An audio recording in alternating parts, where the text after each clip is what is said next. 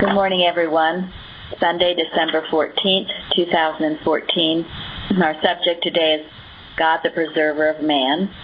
I'll start with reading, I haven't read this in a while, to set the tone of what we're doing, from Gilbert Carpenter. The real church is the gathering of members to work in the one mind to help Christianize the thoughts of all mankind. The membership of the church is only a small group composed of those who perceive the inspirational intent of Christian Science and work along such lines. The rank and file are decoys for the few consecrated ones who are doing the work, the real mental work for the world. And then from miscellaneous writings. We today in this classroom are enough to convert the world if we are of one mind, for then the whole world will feel the influence of this mind, as when the earth was without form, and mind spake, and it was done.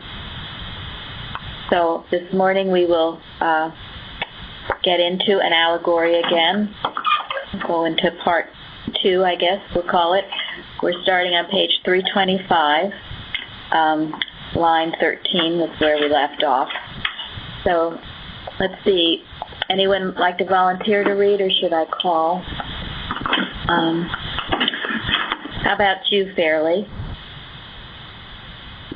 Read the first, or the 2 paragraphs, line 13 to line 30.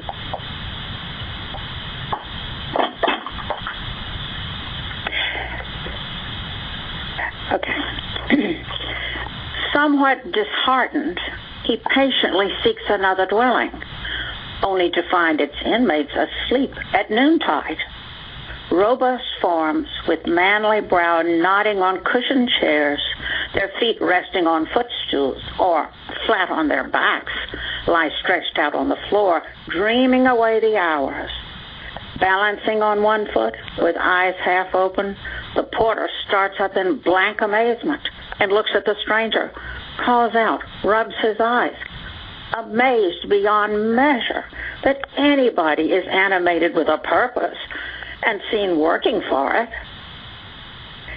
They in this house are those that provoke him in the wilderness and grieve him in the desert.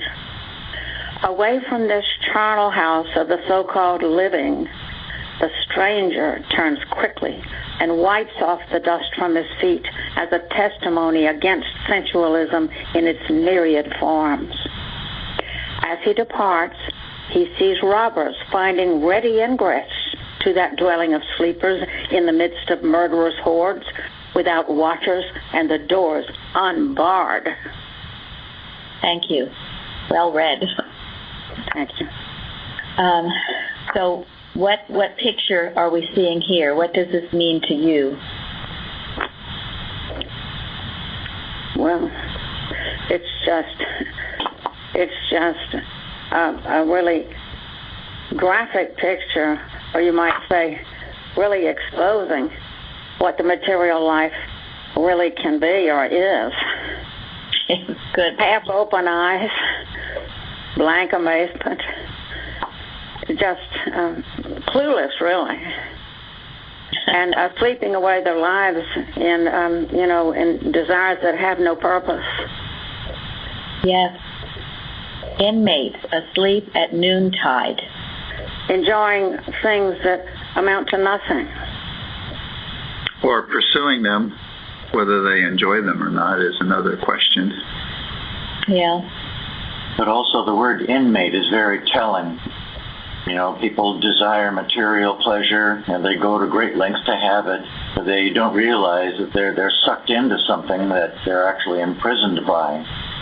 And that's a shackle that needs to be broken. Yeah, and what about at noontide? Thank you, Bruce. Well, asleep in the middle. In the middle of the day, right? Middle of the day, sound asleep in the middle of the day. Middle of the day, yeah. Kind of like the Adam dream, huh? And what about, why do you think she said robust forms with manly brow?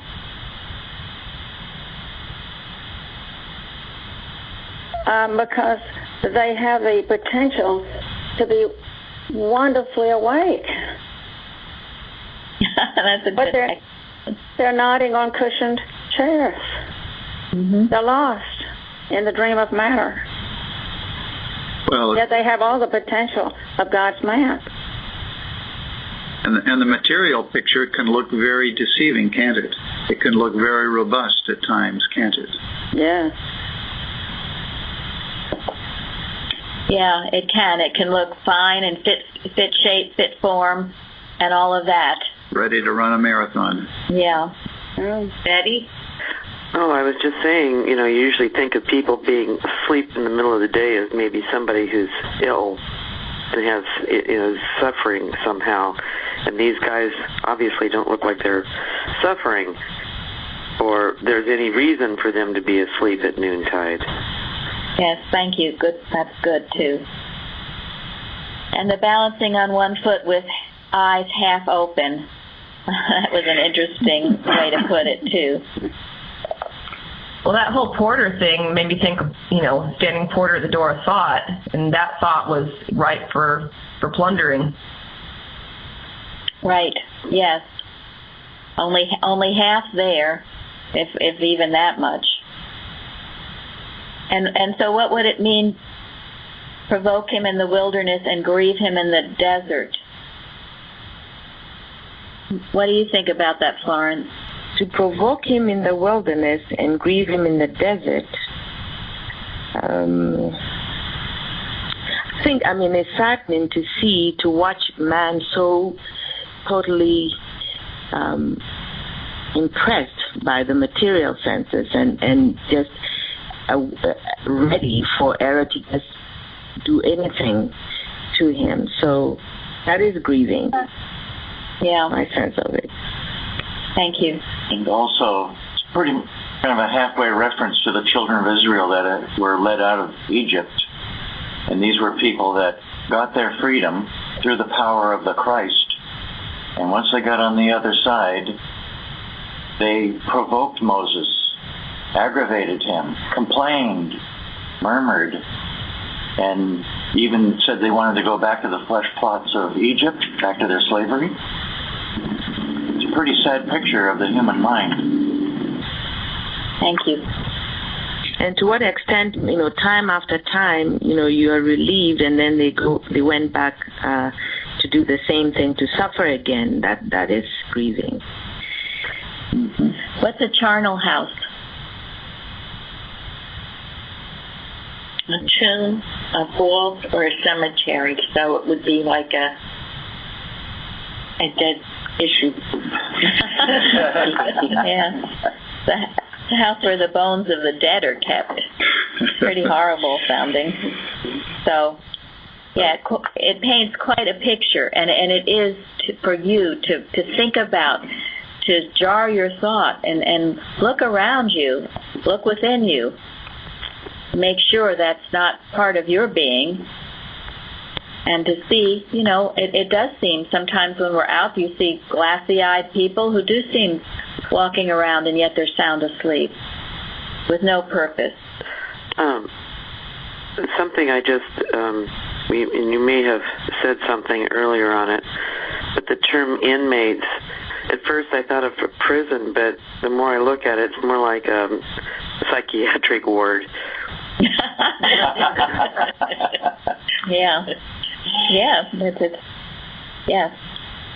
And this whole idea of having a purpose, obviously if someone has a purpose, they put away the selfish personal issues and look at some big picture, bigger than themselves, presumably it's based on God, and find out how important it is and are motivated by working for it.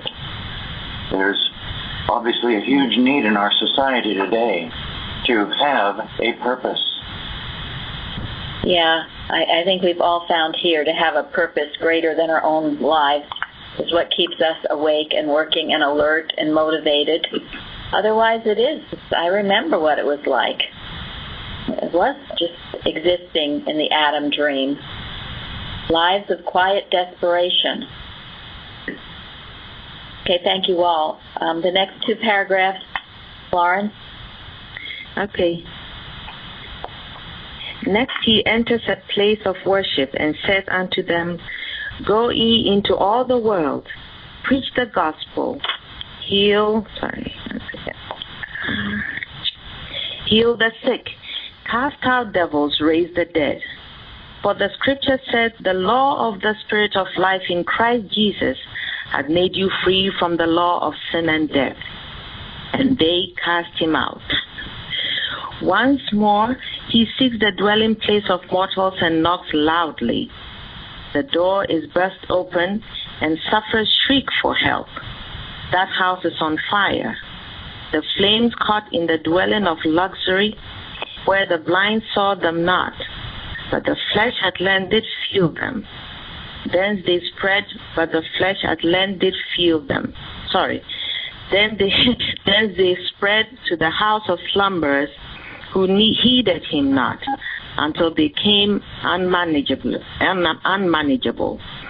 Fed by the fat of hypocrisy and vainglory, they consumed the next dwelling, then crept unseen into the synagogue, licking up the blood of martyrs and wrapping their altars in ruins. God is a consuming fire. That's it. Thank you for now, yes. All right, the first paragraph, he's entering a place of worship. What's that all about?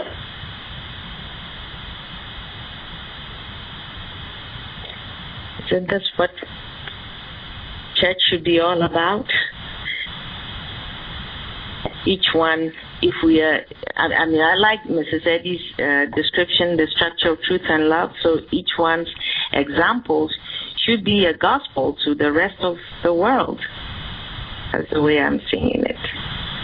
Right, that's what it should be. But this is a picture of, sorry. Go ahead, Lenny. No, to me it's a picture of the reception that Christ receives from ecclesiasticism. It's a picture of too many churches in the world today. Yeah, and it's something, we've seen certainly in the Christian Science movement, and it's something we watch for here, because it would seem to be the way of all flesh, so to speak, that's what it gets into, and casting out the Christ. And what is he telling them to do? Go into all the world, preach the gospel, heal the sick, cast out devils, raise the dead. All of these things. And these are all things that we each should be doing, individually and then collectively as a church, as a gathering place, as Carpenter says. And if we're not doing it, then we are casting out the Christ. I thought it was really interesting that this article goes from the slumberers and then into a place of institutionalized religion, and found that they also had the same mindset, and it was a mindset that was hatred to the Christ, actually. Thank you. I think that is why, for me, the idea of the church thing, being the individual, it's important. I mean, we get together, yes, this is important, but our lives should be the preaching, really. Not, of course, we don't go around preaching as such, so our lives should be attesting to the truth. That's right, the example. And as you are that example, you will draw all men unto you. People will come. They'll want to know what it is about you. And that's happening here with you, with many of you. You're bringing more people because of your example. And, in the lesson in Science and Health, Mrs. Eddy says, a higher and more practical Christianity demonstrating justice and meeting the needs of mortals in sickness and in health stands at the door of this age knocking for admission. Will you open or close the door upon this angel visitant, who cometh in the quiet of meekness, as he came of old to the patriarch at noonday? So it's still knocking. It's knocking on our door. Every day it's knocking. Are you going to open your thought to this Christ consciousness or close it?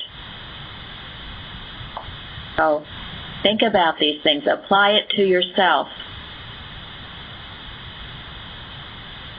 Okay, so then the next must be, one second, this knocking must be going on everywhere, right? I mean, for everyone. Yes, it is. It's right. If you're even sleeping. Mm-hmm. Go ahead. And that's why it's so important that our church, as much as we possibly can, be the definition of church that Mrs. Eddy gave us, and we should strive to keep the church that. And it's hard work. We should never drop to see the church as a human organization or to try to perpetuate some human organization. If it doesn't meet the test of healing the sick, it's not worth preserving. Yeah, that's an indication. Is it healing the sick? Is it rousing the dormant understanding and all of those things? If it's not doing that, then it has lost its purpose. It's lost its saltiness. So, and we're each responsible. This is a very sobering article, as I'm sure you're quite aware of as we continue on. So then that second one. Okay, here he is again in a dwelling of luxury. And what's going on in this dwelling of luxury? Let's see, who hasn't? Suzanne, what's going on? The house is on fire. Right, the house is on fire. What's that all about?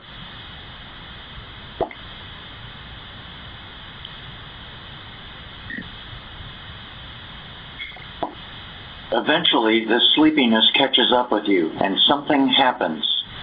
Some emergency, something that's going to, break this dream. And it's usually an unpleasant experience, but it should be awakening. But it just didn't come on them all of a sudden. Little by little, you've been evolving into something that shouldn't be, and the consequences come. Thank you. It's interesting because go ahead. No, I was going to say I like the use of the fire as in it, because fire is something everybody responds to. I think, I'm sure. Yes. Hot enough. When it's hot enough, you will do something. I guess that's what.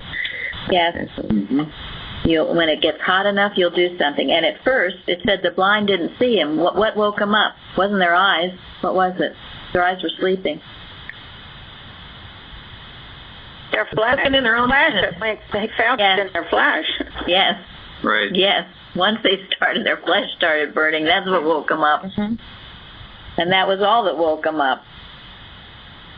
What is also very interesting, a little bit further, is they became unmanageable. Did everybody hear that? Sorry, Zari said that what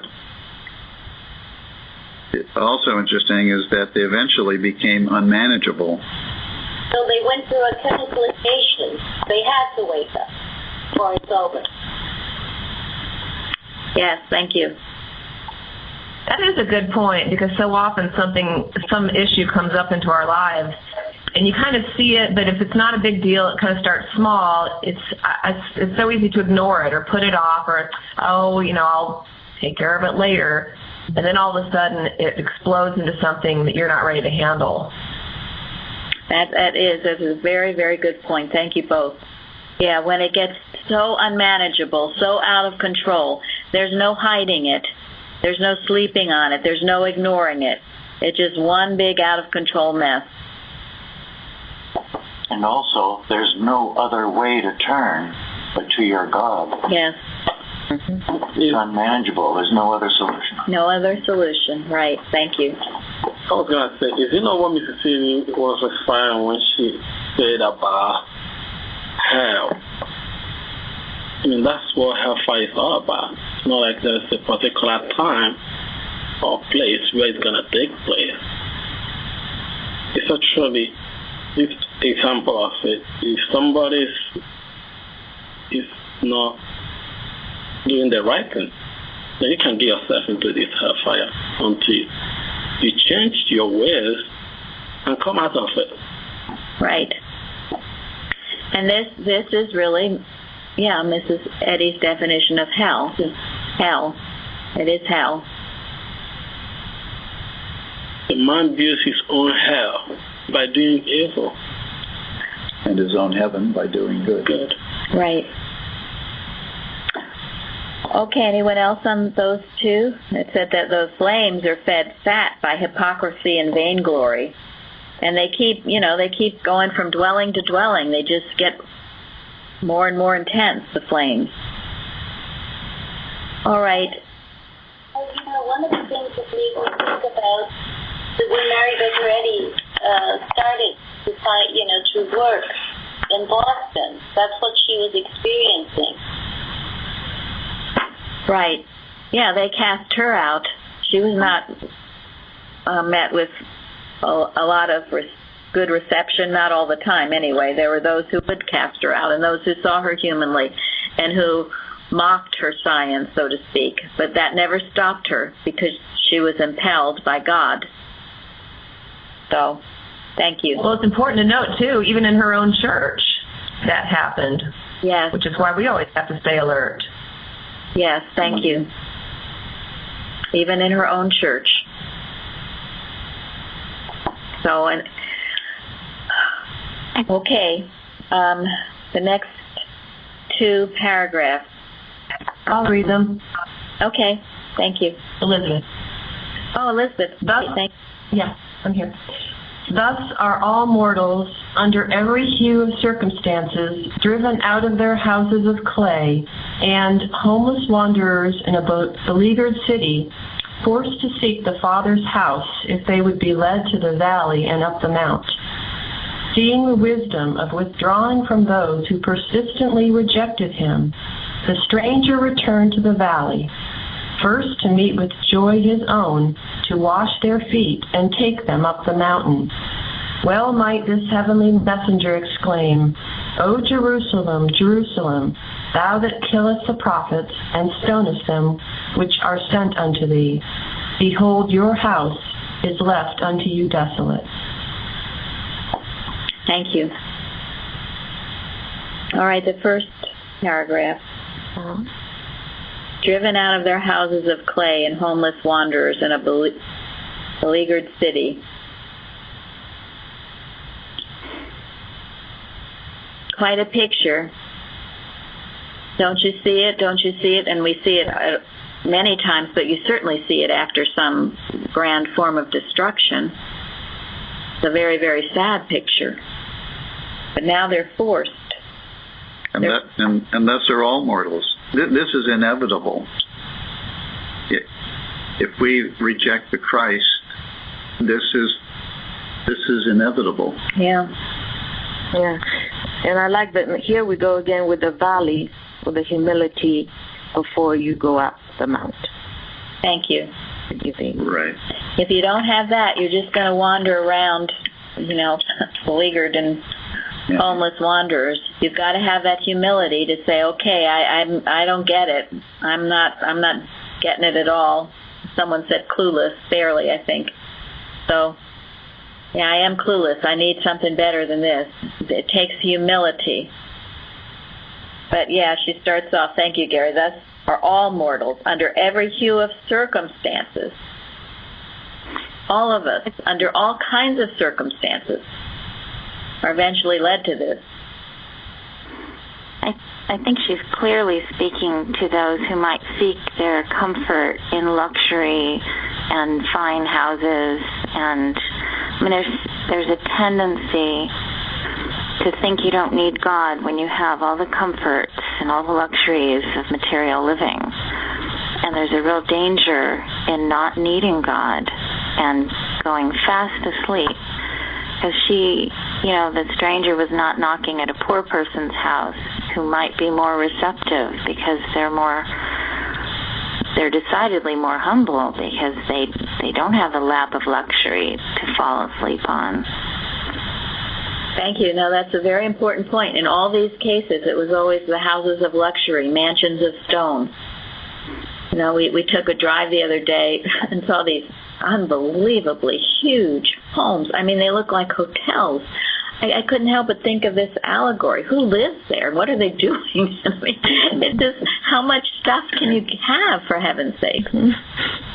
So, like somebody, sorry, I read about who had, I think it was 23,000 square foot house, and then they feel like, well, I have the money, so I'll build a 50,000.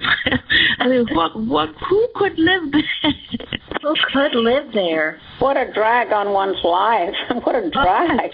And then maintaining it, and it to me, that is a definition of hell, something like that. It's just horrible. And but this is pertinent too, because now we see a lot selling all these things. A lot are selling these huge mansions, so stuff, And Bella is Bruce's wife, and she's in real estate, and she has seen some of these huge places, and not even maybe some of the most huge. But she says they only live in a few rooms. Who can live in all that?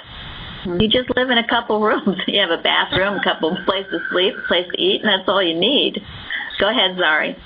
Well, in the Science and Health, home is the center, but not the boundary of the affection. And if you have such a big home and you don't share, then you're really barren. You have to share in order to get love. Thank you. So when we start accumulating, and bring us to the spirituality we need. We have to share it. That's why we have this roundtable today. Thank you very much. No, that's true. And if any of you, and many, I'm sure most of you, have nice homes, the reason you have them is to do God's work better. That's the only reason, not to settle in and get comfortable, but to do God's work better. Share your home with others. Share the Christ with others. The only reason to have it. And you don't have to have, you sure as heck don't have to have a big mansion to do that. You can do it in the humblest place. Make it an altar unto the Lord. Yes, as we spoke about yesterday. Altar unto the Lord. And the same thing can be said about churches. Look at some of these big, huge, grandiose churches, including so-called Christian Science churches. Yeah. And it is why Mrs. Eddy, I was reading about what Mrs. Eddy talked about her church and church services and why she wanted to keep them so simple and humble, and the service itself very simple, so people could be thinking about what they should be thinking about, God, and praising and expressing Him, and also sending their thought out to heal the weary. This also does houses of clay, and to me that can be, they're not solid. They don't have a good foundation. Right. Thank you. They will fall apart. Okay, Betty?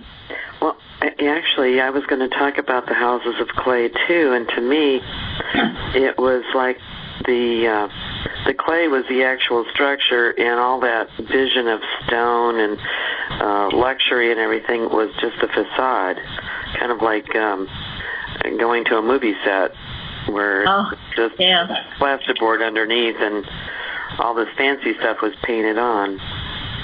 Yes. Wendy? Yeah, it kind of reminded me of the story of the childhood story of the three little pigs, the one who built his house out of straw and the other one out of sticks, and when the big bad wolf came, they didn't build on a good foundation. So right. If the Lord doesn't build a house, it is built in vain, something to that effect. It's not built by God. I don't care how grandiose it is, it can just collapse at any moment. That's like one of the parables of Jesus. Right. Okay, and then that second paragraph, seeing the wisdom of withdrawing from those who persistently rejected Him. Now, and that's true of ourselves. If you're, trying to help or share something with someone else and they persistently reject what you have to share, there's wisdom in withdrawing yourself from it.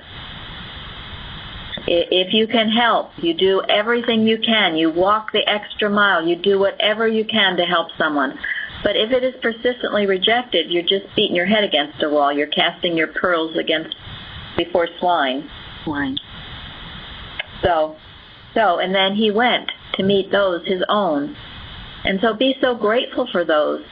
And I know you all are. We meet here together in love because we are of the same purpose. And he washed their feet. So grateful to have them. And go up the mountain together, those who want it, who desire it. This is your real family, your brothers and sisters in Christ. Okay, let's see. How about the next 5 paragraphs, because they're short ones. Jean, would you like to read?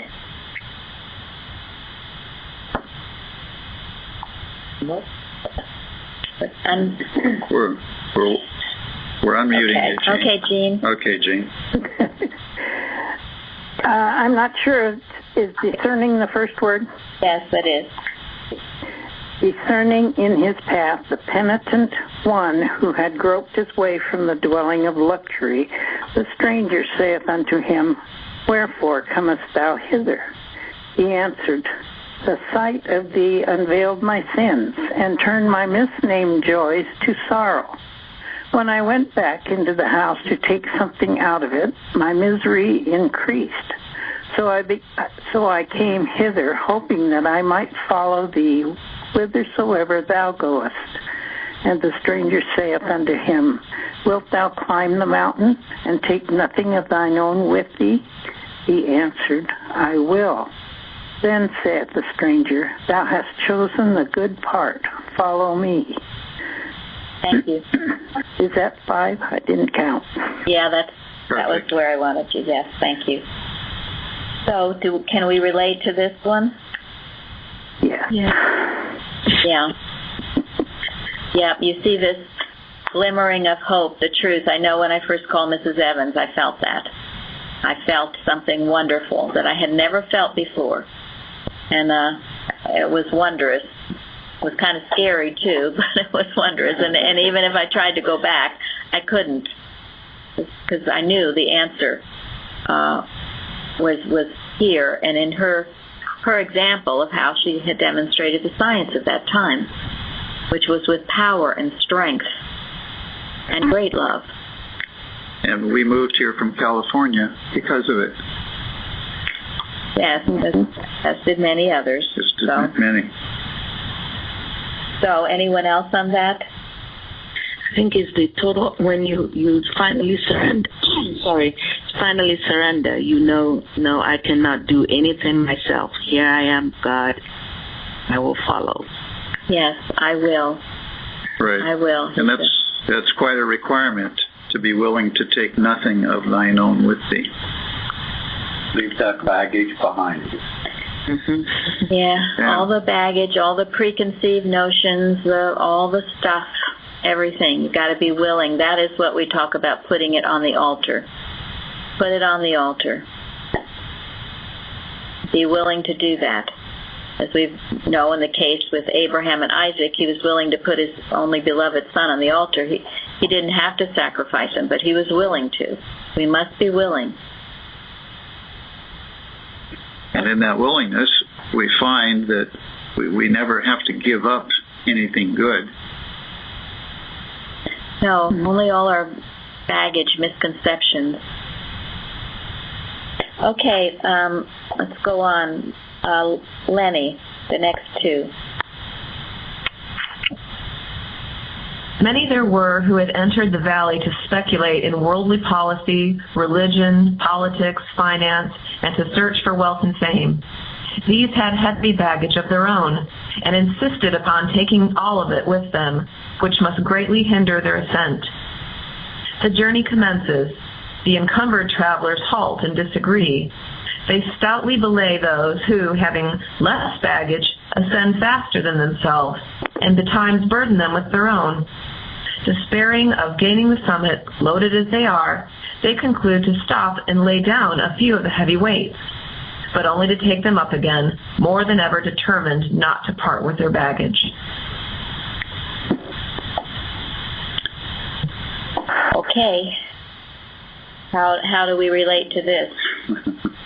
Check.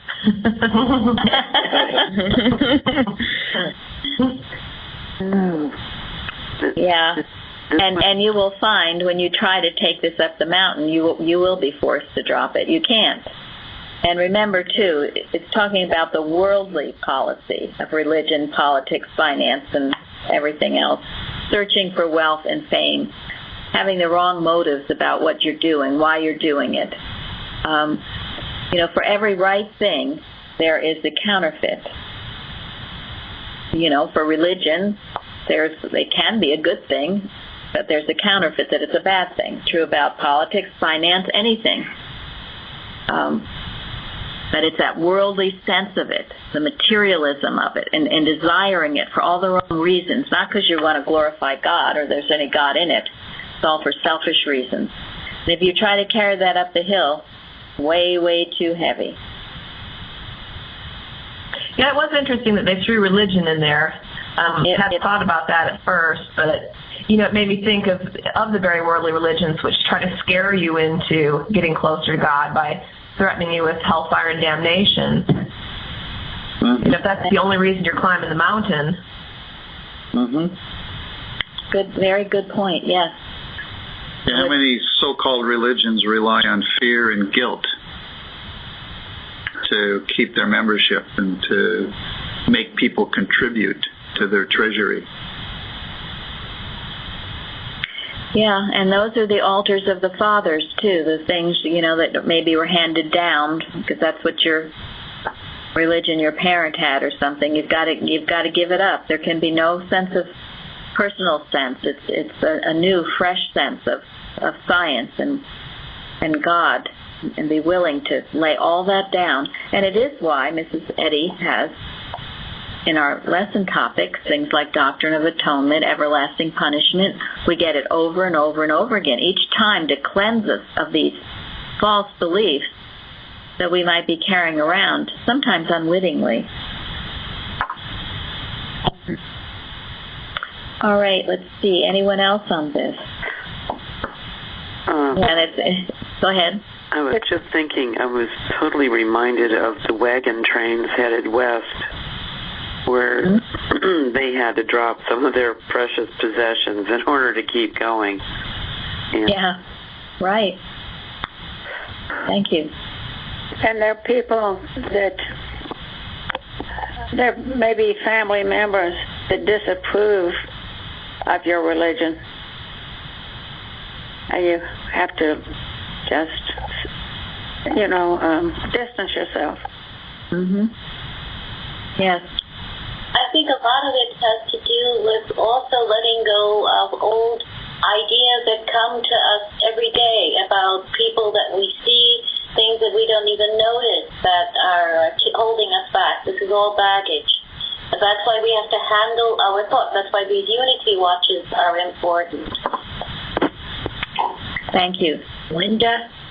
Yes, one of the things that just passed in my thought was perhaps this is also an idea of repentance, that if it's true repentance, you're putting the baggage down and letting go of resentments and pride and hate.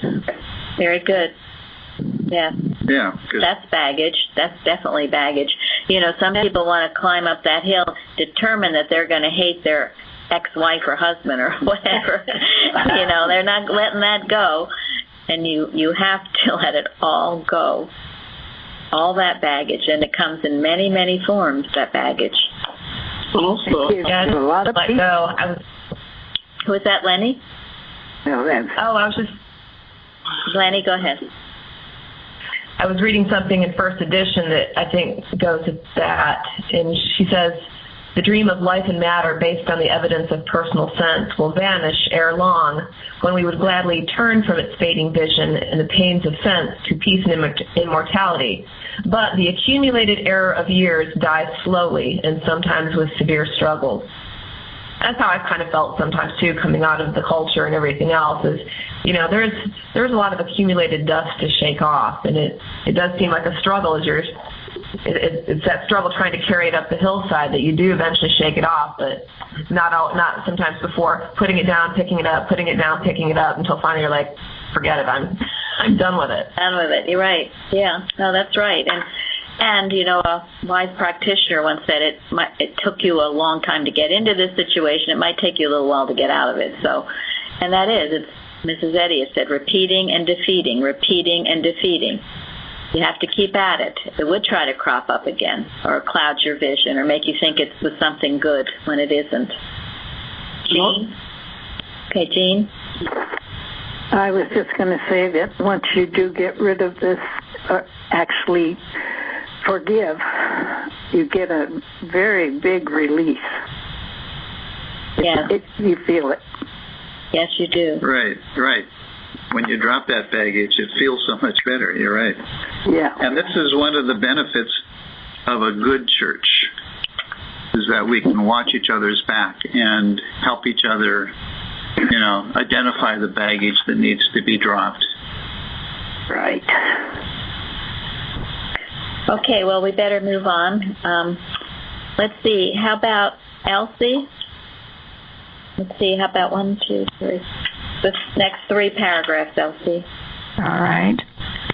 All this time, the stranger is pointing the way, showing them their folly, rebuking their pride, consoling their afflictions, and helping them on, saying, he that loseth his life for my sake shall find it. Obstinately holding themselves back and sore-footed, they fall behind and lose sight of their guide. When stumbling and grumbling and fighting each other, they plunge headlong over the jagged rocks. Then he who has no baggage goes back and kindly binds up their wounds, wipes away the blood stains, and would help them on. But suddenly the stranger shouts, let them alone. They must learn from the things they suffer. Make thine own way, and if thou strayest, listen for the mountain horn, and it will call thee back to the path that goeth upward. That's beautiful. It certainly is. Certainly is, and perhaps you can relate to that too. Where you have felt, you know, you've wanted so much to help someone, and have gone back to do just that, and have had to learn that you have to let them alone. You have to leave them, let them learn their lessons, as hard as that might be, especially someone you love dearly. But you've got to, otherwise you're tending the regulator. Let them alone, or you'll lose your way. You'll both end up going off the cliff. That's what happens. So you have to leave them to God and know eventually they'll find their way back. And this requires great wisdom to know what help God wants you to give to someone and what to leave to God, in a sense. I think that's a good point, Gary. Sorry. Yeah, and we can't do it humanly. There's no formula for this. And this... Well, and I think there's... Oh, sorry. Yeah. Okay. Go ahead, Lenny. I think there's also a difference between, watching someone's back and tending the regulator, and it's important not to confuse the two. Because I've done that where I maybe thought I was, helping the right way, and I wasn't helping. I was totally tending the regulator. And I think it's important to make the distinction. Yeah, it's very important. And usually you can tell by the receptivity you receive. If someone is getting it and wanting, then of course you put that hand out, and if not, you don't. Okay, well, we best move along here. So the next paragraph, Betty. Dear reader. Dear reader? Yes.